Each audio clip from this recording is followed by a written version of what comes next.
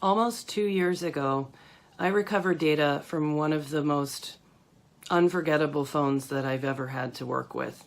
It was a phone that was from the hate crime in Olathe, Kansas in 2017, where Srinu Kuchibotla was murdered for no reason other than the color of his skin and his ethnicity in a horrible, horrible act of criminal violence. The perpetrator is in jail, and I've had this video that I live streamed for 3 hours back in May of 2017. YouTube cut off the last, hour and 15 minutes of the video, so not many people really got to see this amazing recovery, and no one got to see the story of us being able to deliver the good news. One of the things that we promised to Sunayana when we called her and told her that we got these memories back was that we would try to shine a brighter light on this story. So even though this was 2 years in the past, it's still very relevant today. I want for you guys to take a minute, do something in your day today to show someone else some love. Teach your children not to judge people and try to stamp out hate wherever you can. So I'm going to dedicate this video to you, Srinu. And your phone was one of the most unforgettable recoveries, and I hope that some people can learn from your story.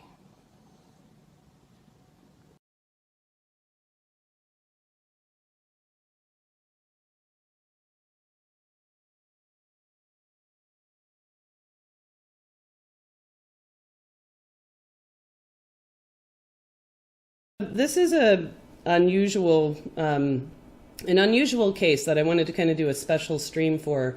This is a data recovery, and I don't know whether or not we'll be able to recover the phone, but we're going to try. I've spent some time with this phone already, and it's really disturbing, where this presentation of the phone is that it is filled with some person who's now dead, filled with blood from them, and that's what has killed this phone. So this is not water damage. This is severe human blood damage on this phone, and this person was killed, just straight up shot because of nothing other than his ethnic presentation. And that just really is so horrible. And when you see something like this, I mean, this happens all the time, and we kind of don't care. We don't really plug in, or we'll click through the news and we'll just, more bad news in the world. Go figure. But I want to take a minute to sort of reflect on what is it that you're doing in your life that contributes to this sort of cultural idea that we are losing as a world of people. We are losing tolerance for others just in general. And what I've learned by looking at so many phones here for data recovery, that we are all so much the same.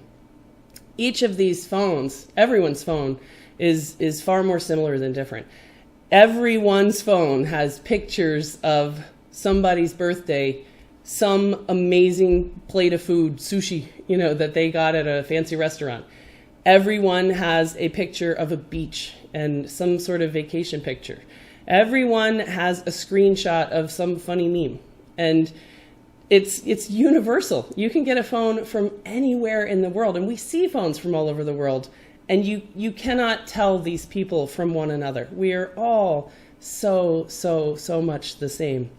And that it breaks my heart to think that we're teaching our children intolerance, and we're growing up in a society where there's so many more pressures as we live in this internet age that we didn't have to face as a species before. We're part of an experiment. Never before has information been so accessible. Never before have our brains been bombarded with so many choices and things to research and things to constantly think about. We've never before had so much anxiety. We've never before had so much difficulty with focus and concentration. We've never before lived without a deep connection to nature on a daily basis. This is an experiment, and we're kind of sucking at it. We're not doing well. So I want to share this phone with you guys. All right, so let's go ahead and take a look at this macroscopically, maybe. So this is the screen of the phone. I don't know if you'll be able to see this or not. This is what it looks like on the back. Let's look under the microscope so you can see just how severe this was. This is a person. This is someone who didn't come home. This is the housing.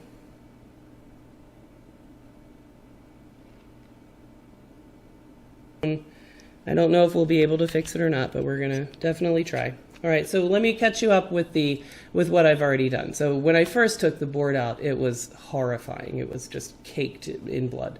So I had to give it a bath in the ultrasonic before being able to do anything. After that, I took off the shields, and the shields, I've never had shields that were just glued to the board. So the entire board itself was almost like as if it had been put in an ice cube tray and frozen. The dried, coagulated blood was like that all under and in the board itself. So I spent a long time just trying to clean and clean and clean this board to kind of get it to a point where I could look at it. After that, I went looking to see if I could find any shorts, and I'll show you we can look at its current state right now. All right, so it's cleaned up dramatically now, and now it looks like fairly standard kind of liquid damage. So we have some, just kind of standard liquid damage along connectors, which is typical. I've taken off some chips, and I'll explain the troubleshooting that I've already done as we kind of go through this board. Do they have the passcode? They do. That was the first question before taking this repair. Continuing up, this is the worst of the board here in this area. So you can see that power management chip is now gone, so is audio IC. And Mason and Cumulus likely have a lot of dried, clotted blood. It did not have a short on VCC main, so that was great. It also did not have a short at those NAND area power lines that are commonly shorted. So all of that was great. And then I looked to see if it had PMIC function. So I connected it to power to see what it would do, and it clearly had a short. And so then I hunted around with a multimeter to try to find the short in the least aggressive way possible. And what I found was a short on the 1v8 SD-RAM line. Now that's one of my least favorite shorts because the 1v8 SD-RAM line goes mostly to the CPU. And so if the short is within the CPU, there's no path to data because the CPU is unique to the phone. So if the CPU itself has been electrically damaged, then there's no path to data. So I was hoping that it wasn't the CPU. So let me show you what ZXW has to say about that line. All right, let's look at this 1v8 SD-RAM line. All right, so the cap that I use to kind of look at this is always this guy. All right, so this is PP1v8 SD-RAM. This line had a partial short. It should have about 2 kilo ohms to ground, and it only had 20 ohms to ground. So that was short, and this little cap was missing. This cap was severely damaged, so I kicked that off right away. And then other potential candidates for how we could have a 1v8 SD-RAM short was the backlight driver, which was damaged, so I took that off. I pulled this cap, and then when it was not short, I put him back. This is a test point, and then over here there is 1v8 SD-RAM that goes into this little chip, and I cleared that, so that was not the cause of the short. Over here we have a little resistor. So the resistor himself cannot be the cause of a 1v8 short. And then on the other side of the board we have audio IC. So that's why I pulled audio IC. I checked both of these caps. And that kind of left it with either the power management chip was the cause. See how the line originates here at the power management chip, and then it goes through this, it's part of a buck converter that ultimately leads to 1v8 being distributed into the CPU and the rest of the phone. But see how there's so many tiny little spots around the border of the CPU? It's a really common fault for the 1v8 SD-RAM short to be actually within the CPU or little balls on the edge of the CPU. And so that was what is really a drag. So before declaring, okay, it's in the CPU, I needed to rule out that it was within the PMIC. So the last thing that I did on this phone earlier today was to pull the PMIC. And when I did that, the PMIC was just a train wreck. It was absolutely horrible. So now I believe that that short has been cleared. So let's check on that. So we'll go to our cap, the 1v8 SD-RAM canary cap, I guess. Let me grab my multimeter and get it fired up. All right, so we have 0.338 in diode mode. And that is a normal reading for that line. So without the power management chip on there, we have a normal SD-RAM line everywhere else. So we're going to leave the power management chip off for now. So let's go ahead and take off and see what it looks like under the Mason chip. So that's where we're gonna go with this. All right, so we'll put some flux on there. I also want to do this job first before going back to the power management chip so that the board is a little bit warmed up.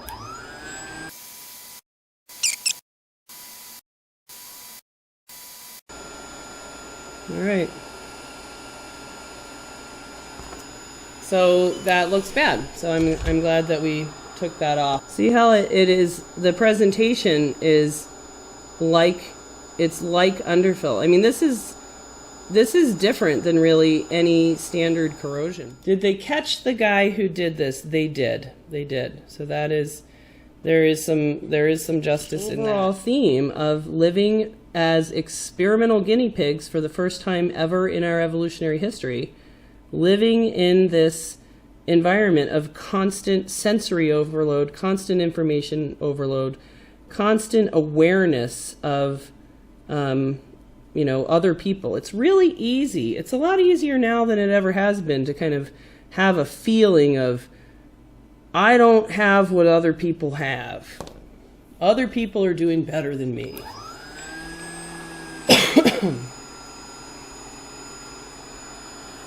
All right. I'm just going to heat it a little bit so that I can get some of this out. Gloves, air filter. I had a lot of gloves. I had gloves and air filter going last night. I did do one kind of mean thing though when this phone first came in. I trolled Christine, who does intake a little bit.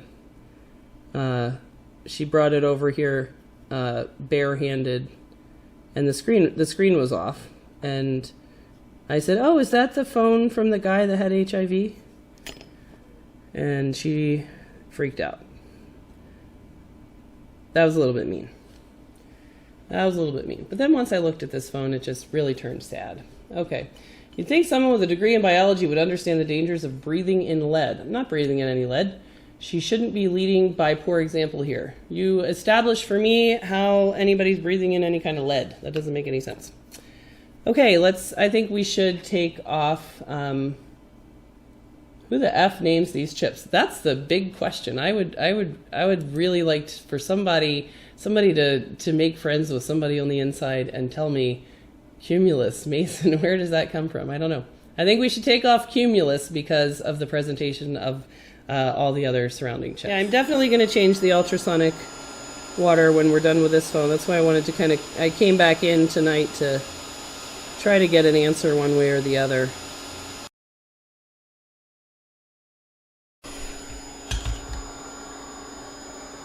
All right, this is what it looked like under the Cumulus chip. Not good. Back to cleaning.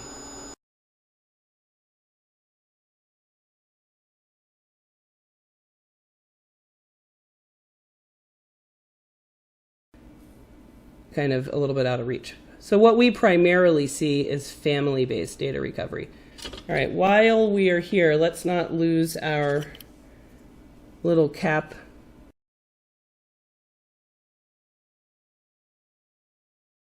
All right.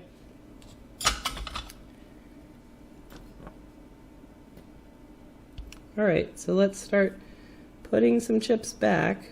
Cumulus on here.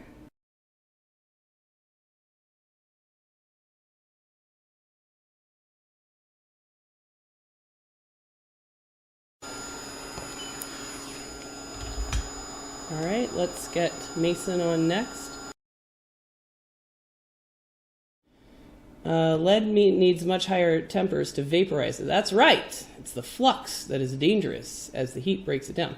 Yeah, it is a good idea to use a fume extractor, which I turn on when I am here and not trying to talk on a video. But the noise is really distracting, especially because the one that I got has a squeak in the seal, so it is quite annoyingly noisy.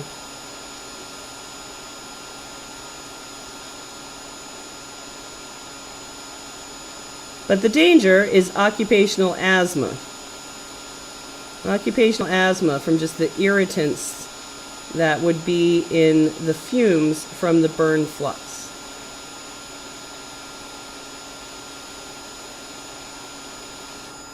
All right, so there's our Mason chip is on. Ultrasonic is made to sanitize dental equipment, so it kills all cells and living stuff.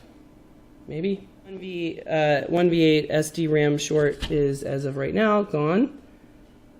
I gotta move back that guy. He is going to be important, and I don't want him to get forgotten. So corroded around here. Let's nudge back this little resistor, then we're going to go for our PMIC, and then we're going to see what happens. And if it doesn't have a short, then I would come right back to this area, because all these little resistors don't look good, and they're all required. Or some of them. I'm going to stick a quarter for a heatsink on the CPU itself, opposite of the power management chip, and hopefully I have a good PMIC. That looks a little burned. I don't like how burned that spot is.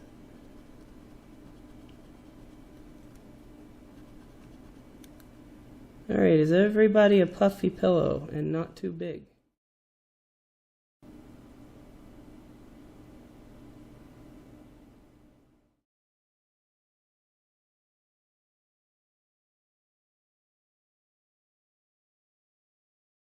All right, now we have to let it cool all the way down and see if we were able to place that without creating a short. Sometimes that can be difficult. Should we go ahead and cross our fingers and find out if we caused any obvious shorts? So let's see. Number one, do we have a VCC main short, which would be the most common short? All right, let's actually get a reading. And the reading is normal, 0.317. So we did not cause a VCC main short. And here's the reason why I say VCC main shorts are the most common shorts after a PMIC replacement. So if we click on VCC main, you can see that the job of the power management chip itself is really to take the VCC main, that's the aorta of the phone, the big artery that carries essentially the battery voltage. That's ground. Let's click over here. So here's VCC main. It's plugging in to the power management chip in all these different spots. So if you are nudged over, it's really easy to get a VCC main short. So a quick VCC main check tells you right away if your placement is off. Now here's what we really care about. Here's what we are trying to, the whole problem we're trying to solve is, did we grow back our short on the 1v8 SDRAM line through putting the PMIC back on? So let's check to find that. So our hope is that that short is gone. Let's find out if it is. Let's find out if we have improved from the original condition, which was 1v8 SDRAM short. All right, so let's see. What is that number? Tell me. 0.324. Yay! We do not have a short on 1v8 SDRAM, and we have a PMIC that is intact. While we're here, we'll go ahead and check these other CPU lines, because if these are short, then that can be really bad news. So this one's normal. And that one is still, it's a little low at 0.28. I'd like it to be more like 0.7, but we're gonna go with that. Okay, what should we do now? Should we test? Are we ready to test? Are we ready for our crushing disappointment? Let's test. Let's go ahead. I'm gonna prompt it to boot and pull it out. I don't see it responding to that prompt to boot with the dock, so I'm gonna rule out bad dock. No response, like a 0 response, generally means something's not connected rather than really giving you information. Oh shit, there's no Tigris on this phone. That's another reason why you would have 0 response. All right, I forgot, we took off Tigris. Tigris is required for data. Hey, there you go, tech news. He remembers there's no Tigris on here. You're absolutely right, there's no Tigris on there. I forgot about Tigris. That was yesterday. Let's see. Yeah, my shirt, no rabbit holes, to remind me not to sit here until 6 o'clock in the morning trying to beat on this board.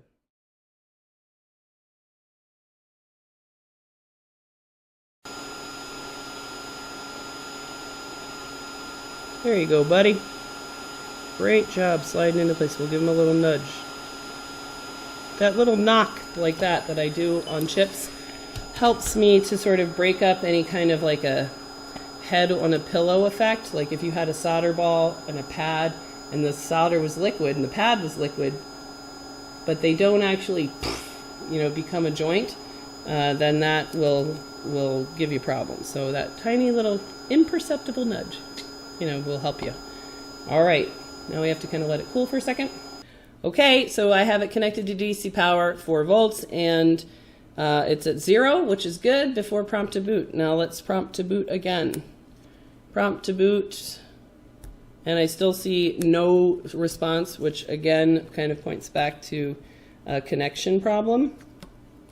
So let's change out that dock, which doesn't really look like a great dock anyway. So if the thing cannot understand that I plugged in a USB to prompt it, then that would really kind of point to something between the dock connector. Oh, I think I replaced the dock connector for some reason. Yeah, it's not understanding me plugging in USB. But we'll come back to that. First, let's see what happens if I try to just prompt it to boot at the power button. So we'll look at the power button itself and see if it responds to just some tweezers in the power button. All right, it doesn't. So let's look back and see if I have a problem connecting my VCC main. Nope, that looks like it's okay. And say, Gene's dog pissed on a customer. Oh my God, they're probably gonna leave a bad review. True story, a little bit more interesting. But you gotta keep like jacking it up a notch, like nobody's really gonna even click to read about Gene's dog peeing on a customer unless I say, Gene's dog came to work and you won't believe what happened. And she peed on a customer's leg. But it's okay, like, so let's go to the ZXW. So the way these power buttons work is they have usually there's an always on voltage. So let's just search for that. Let's search for the word always. All right, so here's one. PP1V8 always. So this guy, PP1V8 always. Here's R0314. that is itself kind of the overall signal, hey, wake up. So we can, we want to test to see whether or not that signal is arriving over here. So let's see if we actually have 1v8 arriving at that spot. If we do, then we can figure out where the look at our board and find that spot.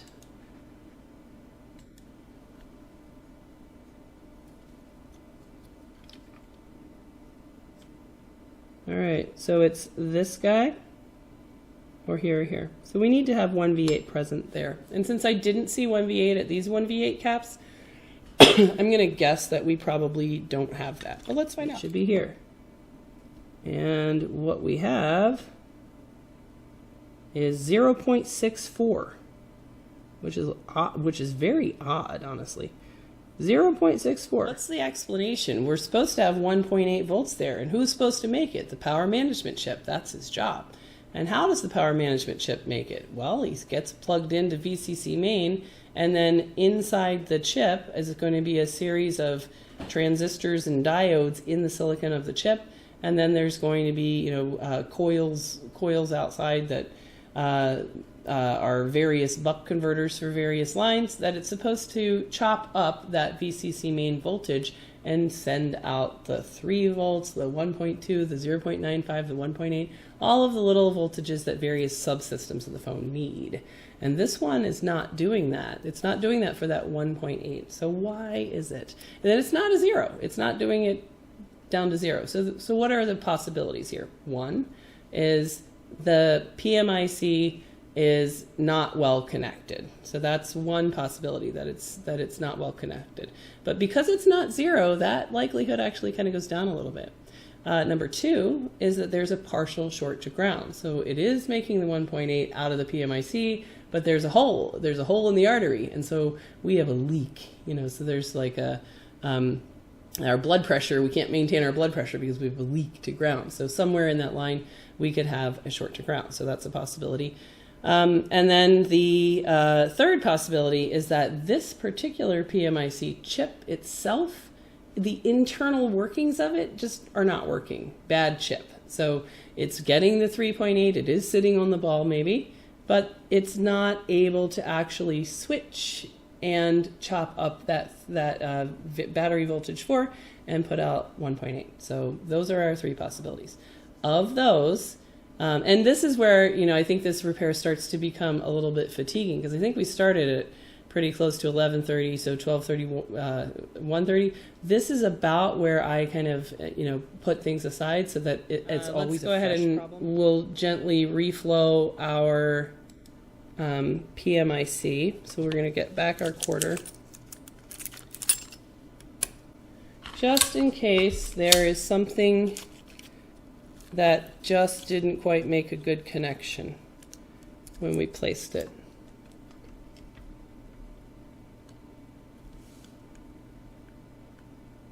It would be kind of fun. I mean, just I think once, if we reflowed the PMIC so that we were like extra double sure that it was, didn't have any kind of head on pillow that we talked about, we could, at least in theory, inject the 1.8 volts and then make it go to 0 by grounding it, and that would sort of serve as a prompt to boot, which would then wake up the power management chip and tell it to start making all of its other voltages, at least in theory. So we may not have to spend a super long time caring about this one line if this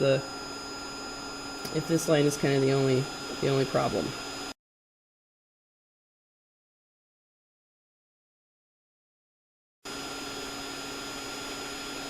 So it needs kind of a bath. Now I think we've really gotten rid of all of the serious blood on this board, and it's even starting to feel more like a normal problem and not one that just is so emotional. It just is difficult to work on like it was initially.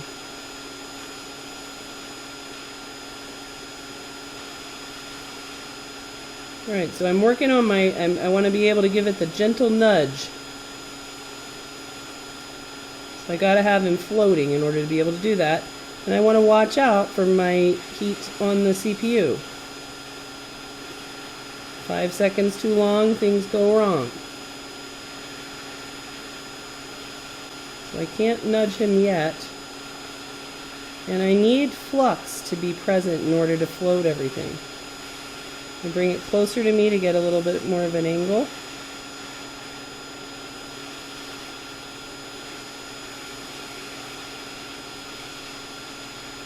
There we go. See that nudge? Nudge.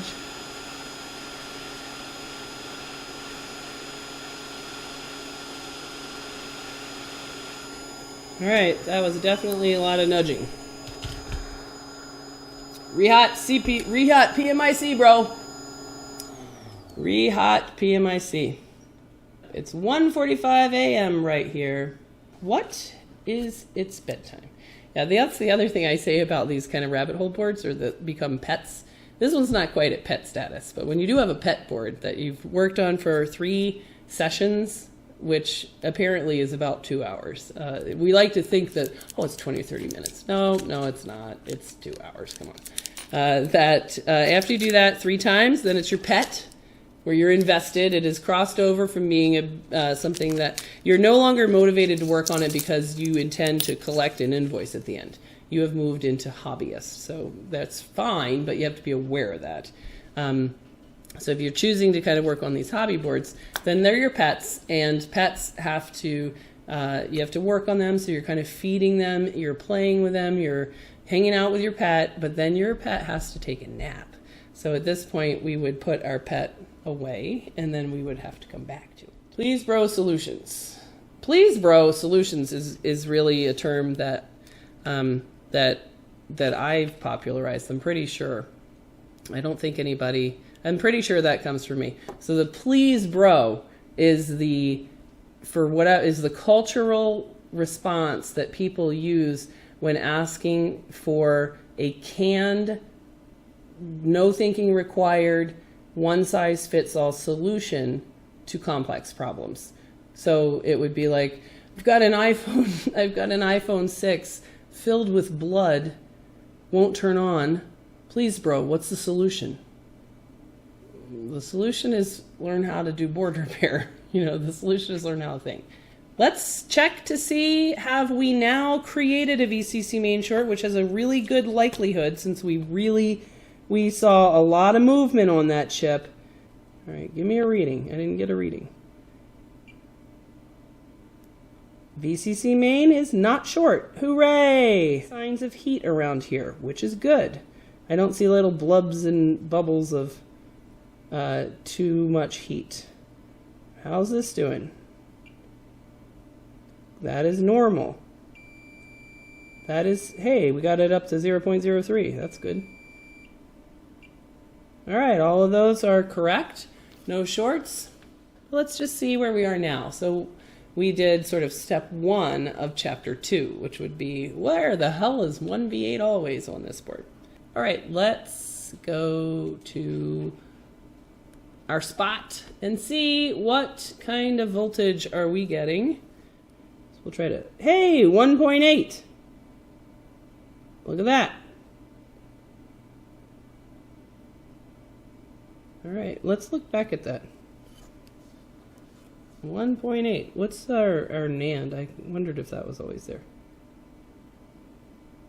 Yep, 0. All right, so there's 1.8 there. That's good. That means the PMIC is doing its job. Progress. 1v8 is a step in the right direction. It is. We made progress. We've made 2 big pieces of progress. Let's look up on the schematic. Let's kind of get to a stopping point here. All right, down the rabbit hole. Just one more thing. That's the definition of like why we call it rabbit holes. It's that the rabbit is always just one step ahead. It's not like it's way down there. It's like, well, if this may be the only thing wrong, and in fact, likely so. Like there's a good chance that the only thing wrong here is a 1v8 problem, which is kind of solvable. In which case, yay. I mean, we know that PMIC function, at least on that line, is good. I'm sure that this PMIC is down on everything now. Nothing is shorted. This is great. This is definite progress. So seems like, the rabbit just kind of jumps one step ahead. First it was just, kind of clean everything up. and you have an SD RAM short, clear the SD RAM short. Okay, we cleared the short. Okay, now it needs a power management. Okay, so I think that I have really gotten to the end of where I would start making mistakes with this board, and I don't want to do that. So I'm just going to kind of see if there's any change and just stick it on here.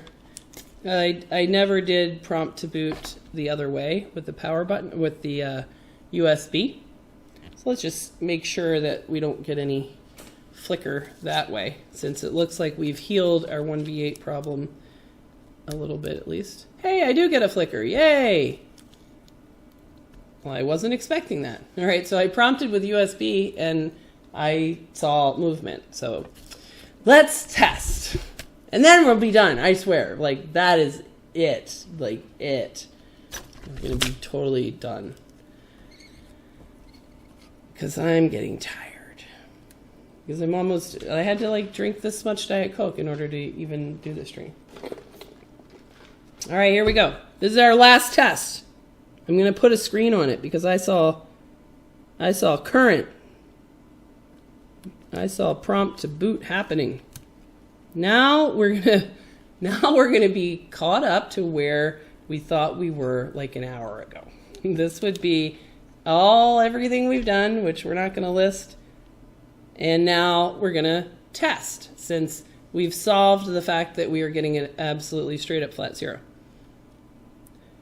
Okay. So I have connected it to DC power supply, and now I'm going to prompt to boot.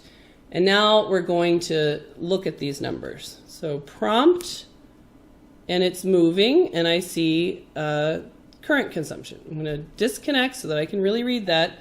And it's saying 0.2, 0.3, 0.2, 0.67. I'm going to look for image. I see an Apple logo. Yay!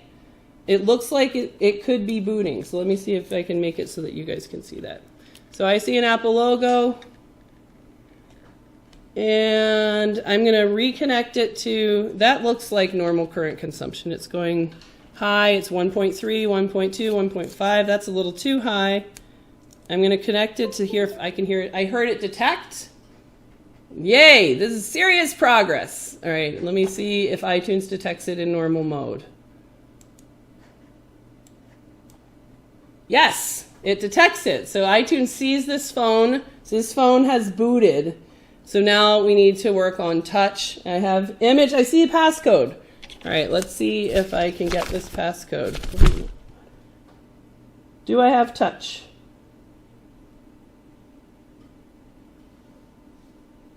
I can't. I need to get a better screen. All right, that's a piece of shit screen. All right, so I'm going to get a screen that I'm not questioning. Yay! See? Going down that rabbit hole. I'm going to tear this shirt up. So that right now this phone boots, and I want to show you that it connects to iTunes, but I can't let you see that name. That would be too. How could I hide that? Could I put a window on top of it? Yeah. So trust me, it says connect to iTunes. Do you want this computer to access blank phone, which is the guy's name? Awesome, yay! All right, let's see if we have touch. If we don't have touch, that's definitely gonna be solvable. So this I think we're gonna get a path to data. So this is really, really exciting and really horrible for the message of not going down rabbit holes. And all right, let me put a screen on it and let me get a light so that you guys can see this actually boot. Now it's going to be really hard to give up and not if touch doesn't work.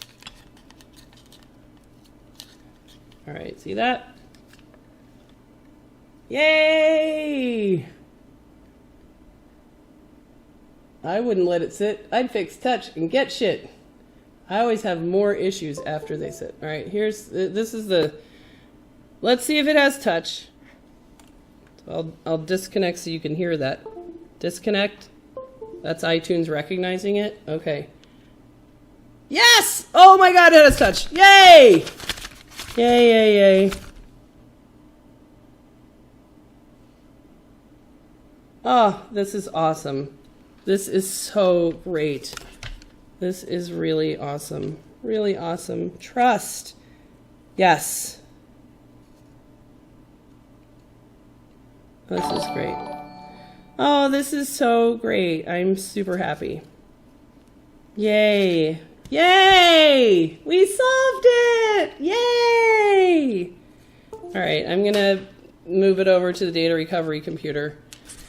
Yay! Path to data, so I was able to boot it. It was the correct passcode, and I was able to hit trust. So we have a path to data, and they'll be able to get those pictures back. And this was a really fulfilling repair, and being able to make that call is going to be really awesome to deliver them, the family, these memories, and at least for them to know like there's peace in knowing what were those last moments like, to see the text or the messages and whatever's on that phone. So I'm really happy to be able to get this result. And when we contact the family, if they're willing to share their identity, then we'll ask if we can kind of share a picture or so and kind of change that so that this video will have some more context. But so thank you guys for hanging in, and I'm gonna go take this over and actually recover the data so that tomorrow morning she will get that phone call, and that's gonna be really great. Alrighty. I was gone for 5 minutes. What happened? That sucks. That sucks. The hanging in with the stream for forever and then taking a leak. We solved it. It boots. So that's great. Yep, boot. What did she have to do last to get it in working condition? So we were stuck. We had a shit ton of work. Like tons and tons of stuff. But then ultimately we were stuck at. Why was it missing the 1v8 always line, which is the prompt to boot? So we were kind of suspicious because it was just a complete flat 0 on DC power supply, and that's really abnormal. You only get that with a connection problem. Then we found that there was dock connector had cold joints, power button connector also had cold joints, solved that. And then we went and hunted down 1v8 line, 1v8 always, and we found that it was low. It was 1/3 of what it should have been. It was at 0.6. It should have been 1.8. And so then there were a couple possibilities, chatted about that. And one of those was that one ball that generates 1v8 out of the PMIC may have been that head on pillow effect, because I only nudged one side of the PMIC when I first seeded it. So we went back and re-hot PMIC, bro. And then I gave it nudge all the way down and made sure to see that click, which is taking a risk because that's a lot of heat. But we were lucky. We did not get a short on VCC main. We did not get a short on any of those CPU lines. And they did not look like they had too much heat. So we were confident about that. Went back and checked 1v8. 1v8 was present. So that was a big win. And then after that, the power button still, I think, that just looks really shitty. And I think there's something in the path of that may be messed up, or the connector itself still may be bad because it was very corroded in that area. So the last thing I tried was, well then, now that we've brought back 1v8, will it now boot from DC USB prompt to boot? And I was, surprised actually. So I that was the last thing, God damn it, for real, the last thing that I'm going to do. So we did plugged it into USB, and it did start acting like it was going to boot. So grabbed a screen, and it did boot, and it had touch, which I'm glad that we had replaced the Cumulus and Mason in advance, because that would suck to have to do that now. So iTunes detects it, and I was able to enter the passcode and hit trust, and I could see data. So we have a path to data, and we'll be able to give them good news. All right, so we're gonna. It's the next day, and we have recovered the phone. So ticket number. It's over there. So here's the phone. I did fix backlight in the end so that it could go back, so that the family could at least be able to kind of, see and use the phone. So it accepts touch. It charges. I put it in a different housing. The screen was not usable, so we gave it a new screen so that they can kind of look and feel it working. And we're going to call them now with the good news and let them know that we got this. Hi, this is Sunday Thompson with iPad Rehab. We spoke earlier. We have your phone here for data recovery. So Jessa put about 6 hours into this, and a lot of time. The board was severely corroded, and she was about to give up, but she was able to get the device to power on and pull all of the data off of it. Oh, that's so wonderful. Thank you. Yes, we see a face of a beautiful smiling man on there, and we really just want you to know how sorry we are for your loss, and that it meant a lot for us to be involved with this repair and to give this back to you. The phone is not working 100%, but you are able to see the pictures, view the image on the screen, and go through his apps and music. And we burned it all to a USB flash drive, so you have that to just put into a computer, but we thought it'd feel good to hold the phone in your hands and see it again. I know. Thank you. You are so Thank you so much. you are so well. It's a lot. Good. I'm glad. Well, I was so much. And he had so many memories of us in that phone, and I did not like to lose it at all. No, we didn't. That we don't want you. You've lost enough, so we want to do everything we can to help you get that back. Thank you. Thank you so much. You're welcome. Do you have any questions about the phone, or what I'll do is I'll send you an email with all of the information that you need to get it back to you. And if you have any questions, you can call me anytime, and I'll take care of things for you. But we'll get this shipped out to you as soon as possible, so you have it. Now, did you get all the pictures and everything into an USB, or is the phone? No, everything's on a USB that we could find. I'm going to put you on with Jessa, who did the repair, so she can be more specific. Hi there. Oh, your phone made me cry so much. That was such a horrible presentation, and I just want to give you a big hug. Thank you. I wish I could give you a hug, but I will manage with a virtual hug. Virtual hug.